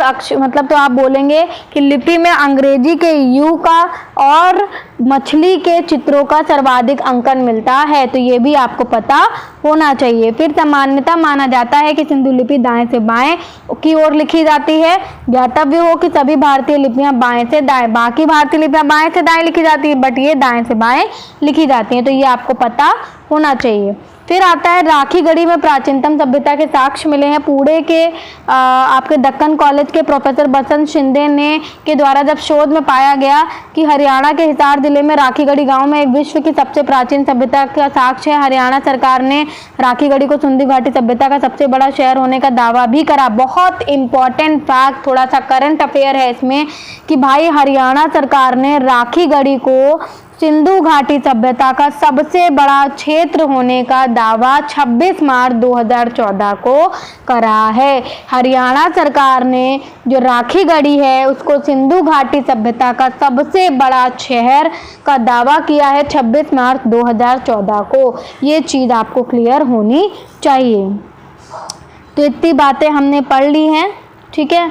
अब हम कुछ इम्पॉर्टेंट चीज़ें देखते हैं और नर्तकी की मूर्ति के बारे में पढ़ते हैं। ये भी एक इम्पॉर्टेंट पार्ट है। देखिए, मोहनजोदड़ो से प्राप्त कांसे की बनी नर्तकी की मूर्ति सिंधु कला का सबसे अच्छा सर्वश्रेष्ठ नमूना है। ये आप देख सकते हैं। पूरी मूर्ति गले से में पड़े हार के अलावा पूर्णतः नग्न है, बस गले में हार पड़ा हुआ है और सिर के पीछे उसके बालों की छोटी लटें जो हैं बनी हुई पट्टिका द्वारा संवारी गई हैं और सिर पीछे की ओर झुकाए, सिर क्या है थोड़ा सा पीछे की ओर झुका है, आंखें झुकी हुई हैं, दाईं भुजा कुल्हे पर जो है वो टिकाई हुई है इन्होंने, ठीक है। और बाईं भुजा नीचे लटकी हुई है और जो बाईं भुजा है वो आप देख सकते हैं नीचे लटकी हुई है। यह मूर्ति नृत्य की स्थिर मुद्रा को दर्शाती है। ये नृत्य की एक स्थिर मुद्रा है जिसको ये दर्शाती है। तो ये चीज़ भी आपको पता होनी चाहिए। कहाँ से मिली है? तो आपको मोहनजोदड़ो से मिली है। उल्लेखनीय है कि यह सभ्यता ईसा पूर्व 7500 वर्ष पुरानी है। अब तक हुए शोध के आधार पर राखी गढ़ी, अभी हम राखी गढ़ी की बात कर रहे हैं कि ये सभ्यता जो है वो और वर्ष पुरानी है। तो जो शोध हुआ उसमें राखी गढ़ी की बसावट का कुल क्षेत्र 7 किलोमीटर में विस्तृत होने की संभावना है। राखी गढ़ी का विकास जो है सरस्वती नदी की सहायक दृष्टावती नदी के किनारे हुआ। राखी गढ़ी का विकास कैसे हुआ? सरस्वती नदी की सहायक दृष्टावती नदी के किनारे हुआ और नदी के किनारे बसे राखी गढ़ी सभ्यता को निरंतर खुदाई में मिले सामान तथा कंकाल आदि से अनुमान लगाया जा रहा है कि यह सभ्यता हड़प्पा काल से भी प्राचीन है, ठीक है। और पुरातत्व विशेषज्ञों के अनुसार सरस्वती नदी के प्रभाव के कारण ही हिसार जिले में 3 स्थानों पर सभ्यताओं का पता चलता है। जो सरस्वती नदी का जो भी प्रभाव हो उसी के कारण हिसार जिले में 3 स्थानों पर सभ्यताओं का पता चलता है। हालांकि ये बहुत इंपॉर्टेंट नहीं था, राखी गढ़ी वाला इंपॉर्टेंट था जिसमें आपको ये बोला गया कि भाई ये क्या है, ये सिंधु घाटी सभ्यता का सबसे बड़ा शहर होने का दावा करा गया है हरियाणा सरकार के द्वारा। अब ये कुछ इतिहासकार हैं, उनका मत है कि भाई सिंधु सभ्यता का पतन क्यों हो गया। तो भाई देखो, पतन के कारण बहुत से लोग बहुत कुछ देते हैं, उसमें से आप पढ़ लेते हैं, लेकिन कुछ इंपॉर्टेंट चीज़ें होंगी जो आपको जाननी होंगी, क्योंकि अब प्रश्न थोड़े टफ बनने लगे जिसमें आपसे बोल देंगे कि सही मिलान करिए, तो वो तो आप तभी कर पाएंगे जब आप सब पढ़े होंगे। तो सिंधु सभ्यता के पतन का कारण देखिए, फेयर सर्विस के हिसाब से क्या है? फेयर सर्विस के हिसाब से वनों का कटाव, संसाधन में कमी आना, पारिस्थितिक असंतुलन पतन का कारण था। ये किसने बोला है? फेयर सर्विस ने बोला है। और मार्टिन व्हीलर के अनुसार हड़प्पा सभ्यता का आकस्मिक अंत था। मार्टिन व्हीलर ने सबसे अच्छी बात बोली कि भाई आकस्मिक अंत था, कोई स्पेशल चीज़ नहीं थी, तो ये याद रखना है। इन्होंने एक और बात बोली कि हड़प्पा सभ्यता का आधार विदेशी था। अब देखिए, मार्टिन व्हीलर ने 2 बात बोली, एक तो हड़प्पा सभ्यता का आकस्मिक अंत था, दूसरा हड़प्पा सभ्यता का आधार विदेशी था। तो ये दोनों ही बातें आपको याद रखनी है कि ये किसने बोली हैं? मार्टिन व्हीलर ने बोली हैं। इम्पॉर्टेंट ये नहीं है कि पतन का कारण क्या था, इम्पॉर्टेंट ये है कि किसने क्या बोला है। जॉन मार्शल विनाश के लिए भूकंप उत्तरदायी है। जॉन मार्शल ने बोला कि भाई भूकंप की वजह से सिंधु सभ्यता खत्म हो गई। और क्या बोला? या प्रशासनिक शिथिलता के कारण इस सभ्यता का विनाश हुआ। तो इन्होंने भी 2 बातें करी हैं। देखो, मार्टिन व्हीलर ने भी बोला कि हड़प्पा सभ्यता का आकस्मिक अंत था। मार्टिन व्हीलर ने बोला हड़प्पा सभ्यता का आधार विदेशी था, इसलिए ऐसा हुआ। जॉन मार्शल ने भी 2 बात बोली, एक बोला कि विनाश के लिए भूकंप है। अब आपसे सवाल पूछ लिया जाए कि भाई भूकंप मतलब सिंधु सभ्यता के पतन का कारण भूकंप किसने बताया, तो आप बोलेंगे जॉन मार्शल ने। प्रशासनिक शिथिलता के कारण ये सभ्यता खत्म हुई, ये के कथन किसने बोला? तो जॉन मार्शल ने। ऑरेल स्टाइन ने क्या बोला? ये भी एक इम्पॉर्टेंट है। ये दोनों तो इम्पोर्टेंट थे, ये भी इम्पोर्टेंट है कि ऑरेनस्टाइन ने क्या बोला, जलवायु परिवर्तन के कारण यह सभ्यता नष्ट हो गई। तो ये ऑरेनस्टाइन ने बोला है, ये कई बार पूछा गया है। अर्नेस्ट मैके व जॉन मार्शल दोनों ने क्या बोला कि भाई बाढ़ के कारण ये सभ्यता नष्ट हुई। देखो पहले इन्होंने क्या बोला था, भूकंप के कारण हुई, बाद में जॉन मार्शल ने एक और बात बोली कि बाढ़ के कारण नष्ट हुई। और इनके साथ और किसने बोली थी, मासे मैके, अर्नेस्ट मैके में ये बात बोली कि भाई बाढ़ के कारण, अर्नेस्ट मैके और जॉन मार्शल दोनों ने ही ये बात बोली कि जो सिंधु सभ्यता है वो बाढ़ के कारण नष्ट हुई। एम.आर. साहनी ने क्या बोला, भूतात्विक परिवर्तन के कारण यह सभ्यता नष्ट हुई। तो ये अभी तक जितना भी मैंने पढ़ा यहाँ से लेकर यहाँ तक वो पूरा बहुत इंपॉर्टेंट, उसके बाद का आपको याद हो ना हो। और एक ये भी इंपॉर्टेंट है गार्डन चाइल्ड का, कि सिंधु सभ्यता विदेशी आक्रमण व आर्यों के आक्रमण के कारण नष्ट हुई, ऐसा गार्डन चाइल्ड और व्हीलर दोनों ने कहा है। तो ये बातें आपको याद होनी चाहिए। मार्टिन व्हीलर ने क्या क्या बोला कि भाई आकस्मिक अंत था या फिर वो विदेशी आधार था इसलिए हो गया। जॉन मार्शल ने पहले भूकंप को बताया, प्रशासनिक शिथिलता और बाढ़ को भी बताया, और इनके साथ मैके ने भी बाढ़ को इसका कारण बताया। ऑरेनस्टाइन ने बोला कि जलवायु परिवर्तन के कारण यह सभ्यता नष्ट हो गई। अर्नेस्ट मैके व जॉन मार्शल ने बोला सिंधु सभ्यता बाढ़ के कारण नष्ट हुई है। एम.आर. साहनी ने भूतात्विक परिवर्तन के कारण सभ्यता का नष्ट होने का कारण बताया है। और गार्डन चाइल्ड व व्हीलर ने बोला कि सिंधु, बहुत इंपॉर्टेंट, कि सिंधु सभ्यता विदेशी आक्रमण व आर्यों के आक्रमण से नष्ट हुई। और मैं ये इंपॉर्टेंट इस बेस पर कह रही हूँ क्योंकि मैंने बहुत सारे प्रश्न पत्र देखे हैं जिनमें ऐसे सवाल को मैच करने को बोल दिया जाता है तो आप कंफ्यूज हो जाते हो क्योंकि आपने सारे तो पढ़े ही नहीं होते हैं। और भूतात्विक परिवर्तन एम.आर. साहनी के अलावा राइक्स ने भी बोला है और डेल्स ने भी बोला है, तो ये भी साथ में याद कर लो।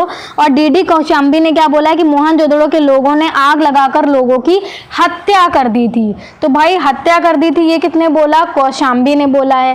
फेयर सर्विस का तो आपको पता ही, वनों का कटना, संसाधन में कमी आना, असंतुलन होना, ये पतन का कारण है। तो ये इंपॉर्टेंट है, ये आप नोट कर लीजिएगा कहीं और उसको रोज पढ़ते रहिएगा क्योंकि इस तरीके के प्रश्न आसान होते हैं लेकिन हम पढ़ते नहीं हैं, इस वजह से क्या होता है कि हम इस तरीके के प्रश्नों को सॉल्व नहीं कर पाते हैं। अब देखिए, अब हम एक एक करके जितने भी इंपॉर्टेंट हमारे स्थल थे उनके बारे में जानकारी प्राप्त करेंगे। तो सबसे पहले हम बात करते हैं रोपड़ की। तो रोपड़ जो है वो सतलज नदी के बाएं तट पर स्थित है। कहाँ पर स्थित है, सतलज नदी के बाएं तट पर स्थित है। आप अपना मैप देख लीजिएगा, मैप हम नहीं दिखाएंगे अदरवाइज बहुत लंबा वीडियो हो जाएगा। स्वतंत्रता प्राप्ति के पश्चात सर्वप्रथम 1950 ईस्वी में ब्रजवासी लाल ने उत्खनन कराया और इसके बाद 1953 से 55 ईस्वी के दौरान यज्ञदत्त शर्मा ने पुनः उत्खनन कराया। तो इसका आधुनिक नाम रूपनगर था। तो बहुत इंपॉर्टेंट क्वेश्चन कि रोपड़ का आधुनिक नाम रूपनगर था। यह सतलज नदी के बाएं तट पर स्थित था, ठीक है। और दूसरा क्या है कि स्वतंत्रता प्राप्ति के बाद सबसे पहले 1950 में, मतलब 1947 में के 3 साल बाद 1950 ईस्वी में ब्रजवासी लाल ने क्या करा, ब्रजवासी लाल ने उत्खनन कराया। और इसका उत्खनन 2 लोगों ने कराया। ब्रजवासी लाल ने 1950 में कराया और उसके बाद 1953 से 1955 के ईस्वी के बीच में यज्ञदत्त शर्मा ने इसका उत्खनन कराया। बहुत इंपॉर्टेंट चीज है, ये आपको याद होनी चाहिए। यहाँ एक ऐसा कब्रिस्तान मिला जिसमें मनुष्य के साथ पालतू कुत्ते को भी दफनाया गया। रोपड़ आप पढ़ के आए थे, अभी आपने पीछे पढ़ा, वही चीज रिपीट हुई है। फिर बात कर लेते हैं भाई हड़प्पा की। सर्वप्रथम उल्लेख 1826 ईस्वी में चार्ल्स मेसन द्वारा किया गया। हड़प्पा का उल्लेख 1826 ईस्वी में चार्ल्स मेसन द्वारा करा गया और ये रावी नदी के तट पर है। कहाँ पर है, रावी नदी के तट पर है। हमारा रोपड़ कहाँ था, सतलज नदी के तट पर था। और क्षेत्रफल की दृष्टि से अगर हम बात करें तो सिंधु सभ्यता का ये दूसरा सबसे बड़ा स्थल है। हड़प्पा दूसरा सबसे बड़ा स्थल है। और दुर्ग टिला को व्हीलर माउंट एबी नाम दिया गया। देखो दुर्ग टिला जो था यहाँ पर उसको व्हीलर ने माउंट एबी नाम दिया। और कब्रिस्तान एच विजातीय संस्कृति हेतु कब्रिस्तान R37 सामान्य आवास के दक्षिण में एक मूर्तिका से स्त्री के गर्भ से निकलता हुआ एक पौधा दिखाया गया। कांसे की बैलगाड़ी प्राप्त हुई। तो यहाँ सारी चीजें इंपॉर्टेंट नहीं थी, ये इंपॉर्टेंट था कि भाई कांसे की बैलगाड़ी प्राप्त हुई हड़प्पा से, और दूसरा एक मूर्तिका में स्त्री के गर्भ से निकलता हुआ पौधा दिखाया गया जिसे ये लोग पूर्वता की देवी मानते थे और इनकी पूजा भी करते थे। और ये क्षेत्रफल की दृष्टि से दूसरा सबसे बड़ा स्थान है। किसने क्या नाम दिया, इतना इंपॉर्टेंट यहाँ पर नहीं है। फिर आ गया बनवाली। सरस्वती नदी के किनारे स्थित है। बनवाली कहाँ स्थित है? सरस्वती नदी के किनारे स्थित है। अब देखो फिर रिवाइज करो, रोपड़ कहाँ स्थित है? सतलज नदी। हमारा हड़प्पा कहाँ स्थित है? तो वो कहाँ स्थित है बताओ जल्दी से? रावी नदी के किनारे। और बनवाली हमारा किस तट पर है? वो सरस्वती नदी के किनारे स्थित है, जो अब विलुप्त हो चुकी है। जल निकास प्रणाली का अभाव था यहाँ पर, जल निकास के साक्ष्य यहाँ पर नहीं मिले हैं। और मकानों में अग्नि वेदिकाएं मिली थी। कालीबंगा इंपॉर्टेंट पॉइंट, कालीबंगा का अर्थ है काले रंग की चूड़ियां। ये घग्गर नदी के बाएं तट पर मिला है। कालीबंगा के गा से याद कर लो, घग्गर नदी। ठीक है, अब फिर से याद करो, रोपड़ कहाँ मिला है? सतलज नदी पे तट पर। ये भी इंपॉर्टेंट है कि कौन सा जो स्थल है वो किस नदी के तट पर है, तो ये हम ऐसे ही नहीं बोल रहे बार बार। तो रोपड़ कहाँ मिला है? सतलज नदी के तट पर। हमारा हड़प्पा कहाँ मिला है? तो वो हमारा रावी नदी के तट पर मिला है। इससे पहले हमने क्या पढ़ा? उसके बाद हमने क्या पढ़ा था इसमें? बनवाली कहाँ मिला है? सरस्वती नदी के किनारे मिला है। और कालीबंगा हमारा घग्गर नदी के किनारे के बाएं तट पर स्थित है। शल्य क्रिया का प्राचीनतम साक्ष्य यहाँ पर मिले हैं। जल निकास की प्रणाली का यहाँ पर भी कोई उल्लेख नहीं है, ऊपर भी कोई उल्लेख नहीं था बनवाली में, और यहाँ पर भी नहीं। भूकंप के सबसे प्राचीनतम साक्ष्य प्राप्त हुए। इंपॉर्टेंट पॉइंट कि भूकंप के सबसे प्राचीनतम साक्ष्य कहाँ से प्राप्त हुए? कालीबंगा से। भाई काला हो गया, भूकंप आया होगा, इससे याद कर लो। जुते हुए खेत के प्रमाण जिसकी विशेषता है जालीदार जुताई का नमूना है, जो दो फसली थी और एक मिट्टी की लिंग या योनि के प्रतीक एक साथ बने प्रतीक मिले हैं।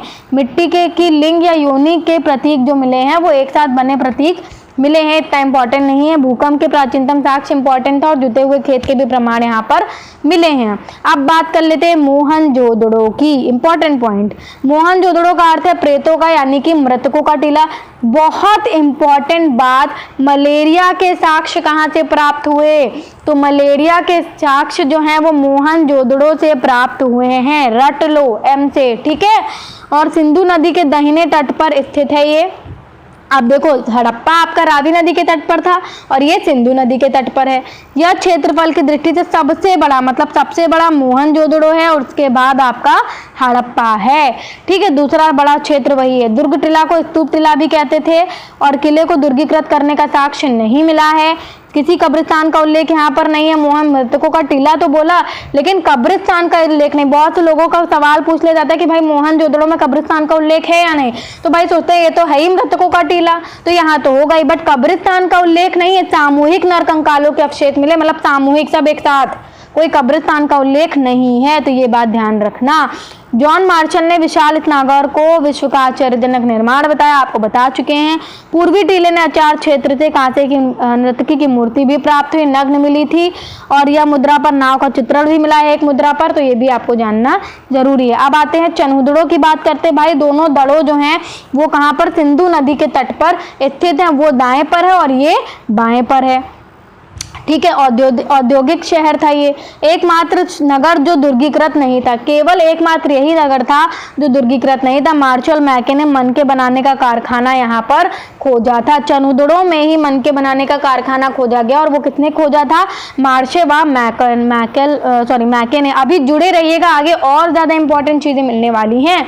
एकमात्र स्थल जहाँ से वर्गाकार ईंटें मिली हैं ये, और दूसरा ईंट पर एक बिल्ली का पीछा करते हुए, बहुत इंपॉर्टेंट, एक बिल्ली का पीछा करते हुए कुत्ते के पंजों का चिन्ह मिला है। कहाँ पर? चनहुदड़ो में। भाई चनहुदड़ो से चूहा याद करो, चूहे से बिल्ली याद कर लो। ठीक है, अब आ गया धौलावीरा। धौलावीरा का अर्थ होता है सफेद कुआं। गुजरात के कच्छ जिले में स्थित है। कहाँ स्थित है? गुजरात के कच्छ जिले में जो है ये स्थित है। अब इस स्थल की खोज किसने करी भाई? जगपत जोशी द्वारा करी गई, और उत्खनन दूसरे ने कराया, डॉक्टर रविंद्र सिंह बिष्ट ने कराया उत्खनन। जगपत जोशी ने इसकी खोज करी और उत्खनन डॉक्टर रविंद्र सिंह बिष्ट ने करवाया, और ये भारत का सबसे बड़ा स्थल है। अगर भारत का बात करा जाए, देखो अगर ऐसे क्षेत्रफल की दृष्टि से पूछा जाए तो आप बोलेंगे मोहनजोदड़ो, उसके बाद दूसरे नंबर पे आता है आपका हड़प्पा। और अगर आपसे भारत के लिए पूछा जाए कि मतलब जो भी सिंधु सभ्यता थी तो उसमें भारत का सबसे बड़ा क्या बड़ा स्थल है, तो बहुत से लोग मोहनजोदड़ो लिख के आते हैं। अरे नहीं भैया, मोहनजोदड़ो नहीं होगा, यहाँ पर क्या होगा? धौलावीरा। एकमात्र नगर जो 3 भागों में विभक्त था, मकान कच्ची ईंटों के बने थे और पॉलिशदार श्वेत पत्थर की बड़ी संख्या से प्राप्त हुए हैं, और दक्ष बड़े अक्षर भी सूचना पत्र के रूप में मिले थे, तो ये चीज़ आपको पता होनी चाहिए। फिर आता है आपका सुरकोटदा, गुजरात के कच्छ जिले में स्थित है और कब्रिस्तान में शवदान की नई विधि कलश शवदान की विधि भी प्राप्त हुई थी। उसके बाद लोथल गुजरात से, ये इंपॉर्टेंट पॉइंट है, लोथल गुजरात में अवस्थित है और गुजराती भाषा में मृतकों का टीला इसको भी बोला जाता है और भोगवा नदी पर स्थित है ये। इसे लघु हड़प्पा या छोटा मोहनजोदड़ो भी कहा जाता है। 3 युग्मित समाधियों का उदाहरण मिला है। यहाँ पर सती प्रथा का अनुमान भी लगाया जाता है। विश्व का प्राचीनतम जहाजों की, बहुत इंपॉर्टेंट, जहाजों की गोदी बाड़ा का प्रमाण कहाँ से मिला है, तो वो लोथल से मिला है। यहाँ से चावल के भी अवशेष मिले थे। फिर बात कर लेते हैं रंगपुर की, तो रंगपुर अहमदाबाद में स्थित है। सैंधव संस्कृति का उत्तर अवस्था का दर्शन मिलता है। यहाँ के अवशेषों में ना कोई मुद्रा मिली है, ना ही कोई मातृ देवी की मूर्ति। रंगपुर में कुछ नहीं मिला भाई, ठीक है, ना कोई मुद्रा मिली और ना ही कोई क्या मिला, ना ही कोई मातृ देवी की मूर्ति मिली। धान की भूसी के ढेर के प्रमाण मिले हैं। धान की भूसी के ढेर के प्रमाण कहाँ मिले हैं, रंगपुर में मिले हैं। और कच्ची ईंटों के दुर्ग व कलश अवधान के प्रमाण मिले हैं। ठीक है, तो ये कुछ इंपॉर्टेंट चीज़ें आपकी थी। अब आ गए हम अपने आखिरी पेज पर, जहाँ पर इंपॉर्टेंट बातें आपको जानने को मिलेंगी। यहाँ पर हम पढ़ेंगे कि स्थल कौन से है, उसके उत्खननकर्ता कौन है, वर्तमान क्षेत्र क्या है, प्रमुख नदी क्या है, प्राप्त साक्ष्य क्या हैं। तो यहाँ पर पढ़ेंगे सभी इंपॉर्टेंट स्थलों, उसके उत्खननकर्ता के बारे में। मेन इनके उत्खननकर्ता हैं और वर्तमान क्षेत्र भी ज़्यादा इंपॉर्टेंट खैर नहीं है और प्रमुख नदियाँ हैं। ठीक है, मेन इसका प्रमुख नदियाँ और क्या क्या प्राप्त हुआ है ये इंपॉर्टेंट है। तो सबसे पहले अगर बात करें हड़प्पा की, तो हड़प्पा का उत्खनन कार्य किसने करा है, तो हड़प्पा का उत्खनन कार्य राय बहादुर दयाराम साहनी ने, माधव स्वरूप वस्त ने और आपका मेन आपके राय बहादुर दयाराम साहनी हैं। ठीक है, और उसमें उनके साथ मतलब इन्वॉल्व कौन कौन था, माधव स्वरूप वस्त और व्हीलर। 1921 में इन्होंने करा राय बहादुर दयाराम साहनी ने और 1946 में माधव स्वरूप वस्त और व्हीलर ने करा। अब वर्तमान क्षेत्र ये क्या है, वर्तमान क्षेत्र साहिवाल जिला और ये जो है पश्चिमी पंजाब पाकिस्तान। ठीक है, हाँ, और ये हड़प्पा भी पीछे पड़ा, कहाँ पर स्थित है, रावी नदी पर। और प्राप्त साक्ष्य, कांस्य की गाड़ी मिली, अन्न भंडार, अपारदर्शी वस्त्र पहनने, एक मूर्ति गरुड़ चित्रित मुद्रा मिली, कांस्य दर्पण, शंख का बैल कहाँ मिला है, शंख का बैल हड़प्पा में मिला है और मछुआरे का चित्र। मेन इसमें है शंख का बैल और मछुआरे का चित्र। उसके बाद मोहनजोदड़ो की बात करी जाए तो राखलदास बनर्जी और मार्टिमर व्हीलर ने 1922 में इसका उत्खनन कार्य किया। अब प्रेजेंट टाइम पे लरकाना जिला सिंध प्रांत पाकिस्तान में है। मेन नदी जो है सिंधु नदी है। मेन चीज़ देखो, स्थल है, उत्खननकर्ता है और आपका प्रमुख नदियां हैं और कुछ प्राप्त साक्ष्य भी यहाँ पर इम्पोर्टेंट हैं। मोहनजोदड़ो की अगर बात करी जाए तो राखलदास बनर्जी और मार्टिमर व्हीलर ने इसका उत्खनन कार्य किया 1922 में और सिंधु नदी पर यह स्थित है। उसके अलावा पुरोहितों का आवास मिला है, महाविद्यालय, विशाल स्नानागार मिला है, 16 मकानों का बैरक मिला है, कांस्य की नग्न महिला मूर्ति इंपॉर्टेंट है, दाढ़ी वाले पुजारी की मूर्ति भी यहाँ से मिली है, चमकता हुआ बंदर का चित्र भी यहाँ से मिला है और एक श्रृंगी पशुओं वाली मुद्राएं भी प्राप्त हुई हैं। इंपॉर्टेंट क्या है, कांस्य की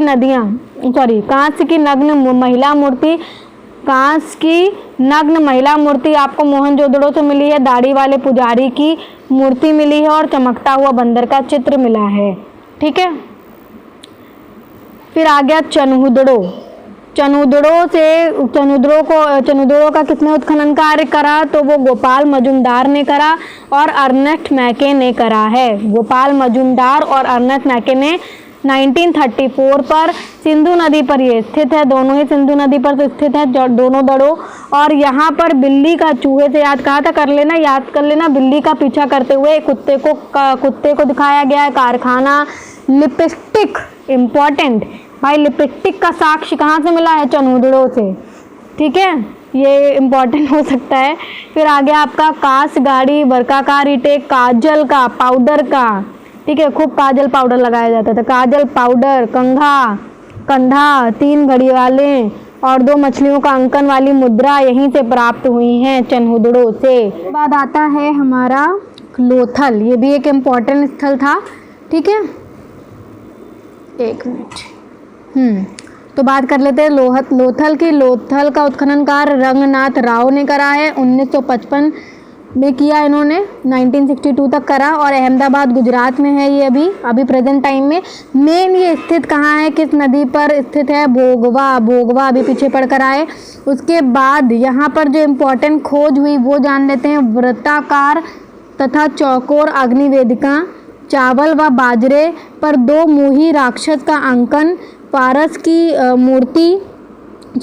की मुहर, घोड़े की मृण मूर्ति अभी पीछे पड़ा था, ठीक है, गोद बाढ़, और आपका 3 युग्मित समाधियाँ, और पूर्ण हाथी दांत, और चालाक लोमड़ी का चिन्ह। चालाक लोमड़ी का चिन्ह कहाँ से मिला है, तो चालाक लोमड़ी का चिन्ह लोथल से मिला है। नेक्स्ट हमारा कालीबंगा हो गया। इसके अंग से याद कर लो, अमलानंग और ब्रजवासी लाल। अमलानंग घोष और ब्रजवासी लाल ने कालीबंगा का उत्खनन कार्य करा 1953 में। देखो, अमलानंग घोष ने करा और ब्रजवासी ने कब करा, 1961 में। हनुमानगढ़ है प्रेजेंट टाइम में राजस्थान में। और उसके बाद घग्गर नदी पर है, ये गा से याद करने को बोला था, घग्गर नदी के तट पर ये स्थित है, ठीक है, घग्गर नदी के तट पर स्थित है, ठीक है। उसके बाद हमारा आ जाएगा जुते हुए खेत मिले हैं यहाँ पर। कालीबंगा में क्या क्या मिला, जुते हुए खेत, लकड़ी की नाली मिली है, बेलनाकार, भूकंप के साक्ष्य मिले हैं। बहुत इंपॉर्टेंट, भूकंप के साक्ष्य कहाँ से मिले हैं, भूकंप के साक्ष्य मिले हैं हमारे कालीबंगा से। अलंकृत ईंट चूड़ियों एक साथ 2 फसल बोने के साक्ष्य मिले हैं, ठीक है, एक फसल 2, मतलब देखो यहाँ पर चूड़ियाँ और एक साथ 2 फसलें बोने के जो साक्ष्य हैं वो कालीबंगा से मिले हैं। बनावली की बात करें तो इसका जो उत्खनन कार्य है वो रविंद्र सिंह बिष्ट ने 1973-74 में किया। हिसार हरियाणा प्रेजेंट टाइम पर है, यहाँ पर प्रेजेंट टाइम में ये जो क्षेत्र है वो हिसार हरियाणा है। सरस्वती नदी पे ये स्थित था। जो मिट्टी का भल मिला है, खिलौने मिले, सड़कों पर बैलगाड़ी के पहिए के साक्ष्य यहाँ पर मिले हैं, ठीक है।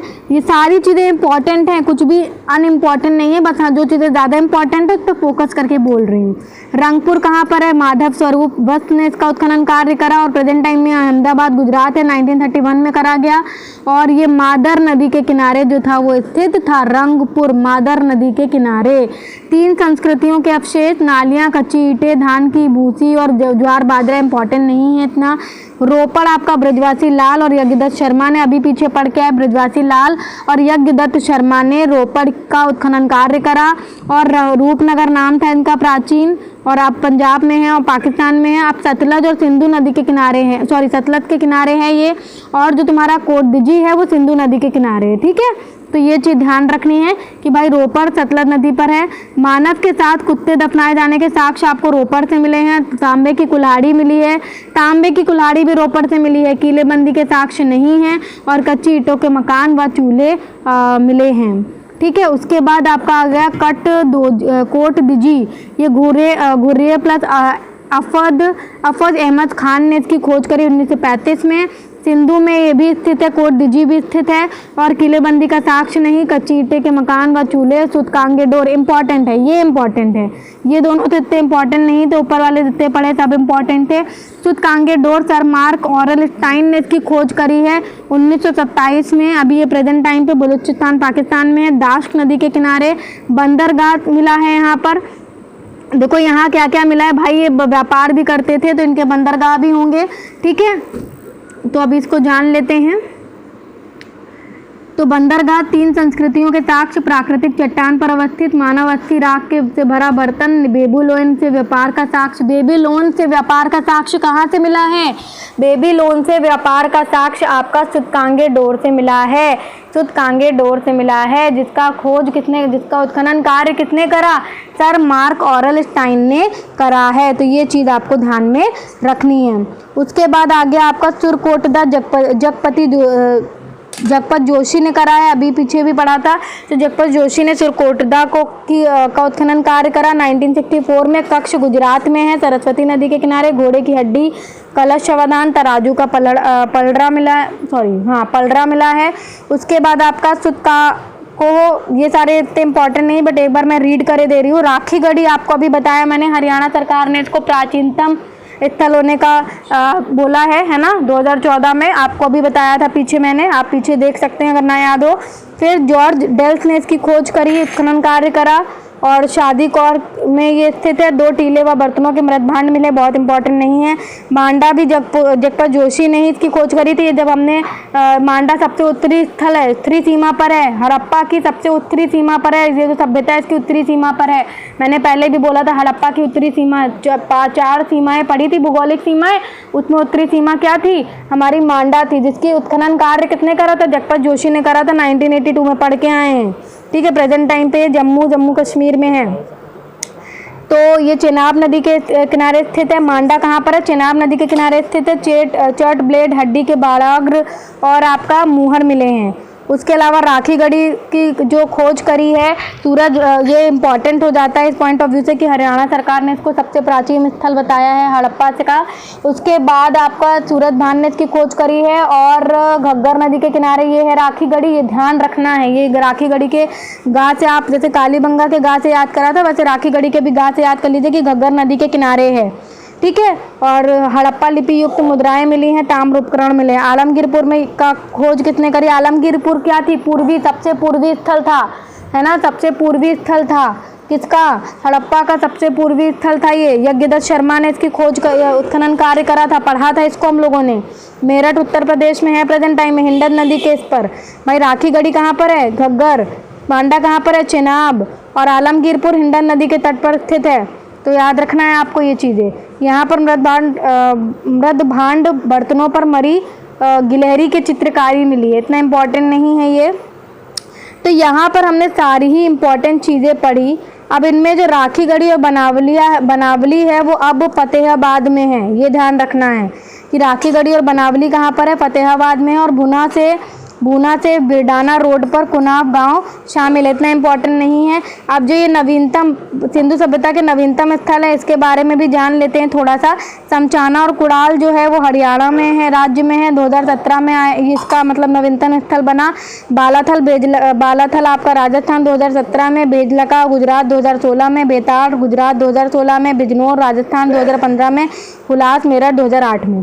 तो बस इतना ही है। ठीक है, ये इतना इम्पोर्टेंट नहीं था बट फिर भी एक बार मैंने बोल दिया। इसके अलावा जितनी भी चीज़ें हमने ऊपर पढ़ी, कहाँ से व्यापार होता था, धर्म कैसा था, मंदिर के साक्ष्य मिले, ये सभी कथन बना के पूछ लेते, बहुत इंपॉर्टेंट थे।